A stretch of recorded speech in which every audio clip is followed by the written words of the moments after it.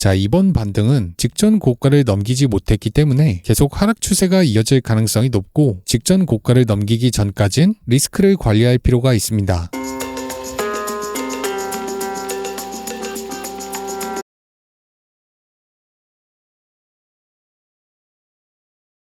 안녕하세요, 퐁크입니다. 오늘도 제 관점을 말씀드릴 거고요. 그 전에 지난 관점 복귀 먼저 할게요. 지난 8월 14일에는 롱 포지션을 전부 수익 실현하는 관점을 냈고 그 가격은 최고가 부근이었습니다. 이후 올라간 17일 영상에선 하락하는 그림을 봤고 그 이후 큰 폭으로 하락했습니다. 그리고 그 다음 영상도 하락 관점이었고 그 이후 단기 하락, 8월 18일엔 지지 가격을 공지했고 그 가격에서 단기적으로 반등했습니다. 21일 영상에선 저항 가격 밑에서 하락하는 그림을 봤고 영상이 올라간 뒤 크게 반등했지만 결국 저항 가격 밑에서 하락했습니다. 이후에 올라간 두 영상 모두 하락 관점이었고 그 이후 계속해서 하락했습니다. 29일에 공지한 지지 가격에선 단기적으로 반등했습니다. 자, 그리고 마지막으로 올라간 영상에선 저항선을 돌파하는 그림을 예상했고 최대 113K까지 상승한 뒤 다시 하락하는 그림을 봤습니다. 그 이후 현재까지는 관점대로 흘러가고 있죠. 자, 지난 관점 복귀는 여기까지 하고요. 이어서 오늘 관점으로 넘어가 볼게요. 첫 번째 근거로 일봉 RSI 다이버전스를 보겠습니다. 과거 최고가 부근에선 하락 다이버전스를 만들면서 조정받았고 그 조정의 폭은 20% 이상이었습니다. 바로 백테스팅 해볼게요. 2023년 상승 추세 최고가 부근에서 하락 다이버전스가 발생했고 최고가로부터 22% 조정을 받았습니다. 다시 한번 큰 폭으로 상승 추세 최고가 부근에서 하락 다이버전스가 생겼고 최고가로부터 20% 조정을 받았습니다. 다시 한번 큰 폭으로 상승했고 최고가 부근에서 하락 다이버전스 그 이후 21% 조정을 받았습니다. 다시 한번 큰 폭으로 상승했고 하락 다이버전스를 만들면서 21% 하락, 그 이후에도 하락 다이버전스를 만들고 23% 조정을 받았습니다. 24년 7월 달에도 하락 다이버전스 이후 29% 조정을 받았고 올해 1월 달에도 하락 다이버전스 이후 32% 조정을 받았습니다. 자, 현재 시점을 볼게요. 최근 상승 추세에서도 하락 다이버전스를 만들면서 조정받았습니다. 따라서 이번 하락폭도 과거처럼 마이너스 20% 이상 이어질 수 있고 그렇다면 100K가 깨질 수 있습니다. 두 번째 근거로 일봉 RSI 과매도를 볼게요. 과거 조정 추세는 일봉 RSI가 과매도되면서 마무리되는 경향이 있었습니다. 백테스팅 해볼게요. RSI가 과매도되면서 상승 추세로 변곡, 다시 한번 RSI 과매도, 상승 추세로 변곡됐고 그 다음 과매도에서도 상승 추세로 변곡됐습니다. 작년 말에도 RSI가 과매도되고 상승 추세로 변곡, 올해 3월 달에도 RSI가 과매도되고 이후 큰 폭으로 상승했죠. 자, 현재 시점을 볼게요. 이번 조정 추세는 아직 일봉 RSI가 과매도되지 않았기 때문에 하락이 더 이어질 가능성이 높습니다. 세 번째 근거로 고가와 저가를 볼게요. 과거 조정 추세는 직전 고가를 경신하면서 추세가 변곡됐습니다. 백테스팅 해볼게요. 고가를 낮췄고 저가도 낮췄습니다. 그 기간 동안 하락 추세였죠. 반등해서 직전 고가를 경신한 순간 큰 폭으로 상승했습니다. 고가와 저가를 낮추면서 하락했고 직전 고가를 경신한 순간 큰 폭으로 상승했습니다. 고가와 저가를 낮추면서 하락했고 반등해서 직전 고가를 경신한 뒤 이후 상승 추세로 변곡됐습니다. 하락하다가 직전 고가 돌파, 그 이후 큰 폭으로 상승, 그 이후 고가와 저가를 내리며 하락했고 직전 고가를 넘기는 순간 큰 폭으로 상승했습니다. 다시 한번 고가와 저가를 내리며 하락하다가 직전 고가를 돌파, 그 이후 큰 폭으로 상승했습니다. 자, 이번 반등은 직전 고가를 넘기지 못했기 때문에 계속 하락 추세가 이어질 가능성이 높고 직전 고가를 넘기기 전까진 리스크를 관리할 필요가 있습니다. 네 번째 근거로 12주선을 볼게요. 과거 12주선을 종가 돌파하면 상승했고 이탈하면 계속 조정받았습니다. 백테스팅 해볼게요. 2020년엔 12주선을 타고 상승했고 종가로 이탈하자 큰 폭으로 조정을 받았습니다. 다시 한번 반등해서 12주선 테스트, 종가로 지켜준 뒤 다시 한번 상승했고 이후 이어진 조정으로 이평선을 이탈했습니다. 그 이후 큰 폭으로 조정, 다시 한번 반등해서 이평선을 돌파했지만 결국 조정받으면서 이평선 이탈, 이후 큰 폭으로 조정을 받았습니다. 이평선을 다시 한번 돌파했고 이평선을 종가로 지켜주며 다시 한번 상승, 이탈하자 큰 폭으로 조정을 받았고 그 다음 이탈에서도 큰 폭으로 조정을 받았습니다. 작년 1월 달엔 종가로 지켜주며 다시 한번 상승, 같은 해 6월 달엔 이탈한 뒤 조정받았습니다. 올해 2월 달도 마찬가지였고요. 자, 현재 시점을 볼게요. 지난 8월 4주차 캔들에서 12주선을 종가로 이탈했기 때문에 계속 하락세가 이어질 가능성이 높습니다. 마지막 근거로 테더 도미넌스를 볼게요. 과거 도미넌스 저항선을 돌파하면 이후 큰 폭으로 상승하는 경향이 영향이 있었습니다. 백테스팅 해볼게요. 계속해서 저항받던 추세선을 돌파한 뒤 큰 폭으로 상승했습니다. 다시 한번 저항선 밑에서 하락하다가 종가로 돌파한 뒤 큰 폭으로 상승, 계속해서 저항선 밑에서 하락하다가 돌파한 뒤 큰 폭으로 상승, 그 이후에도 돌파한 뒤 상승했습니다. 저항선을 돌파한 뒤 큰 폭으로 상승, 그 이후에도 저항선을 돌파한 뒤 큰 폭으로 상승했습니다. 최근에도 약 4개월 동안 저항받은 추세선을 돌파했기 때문에 당분간은 상승할 가능성이 높습니다. 테더 도미넌스가 상승한다는 건 비트코인의 가격이 하락한다는 거죠. 비트코인의 하락을 예상해 볼 수 있습니다. 자, 오늘 관점의 결론을 말씀드릴게요. 비트코인은 단기적으로 반등하더라도 최대 117K에서 다시 큰 폭으로 하락할 가능성이 높습니다. 그리고 그 조정은 101K 또는 98K 때까지 이어질 수 있습니다. 자, 오늘 영상은 여기까지고요. 텔레그램과 멤버십 링크는 고정 댓글에서 확인하실 수 있습니다. 제 영상이 도움되셨다면 구독, 댓글, 좋아요 부탁드릴게요.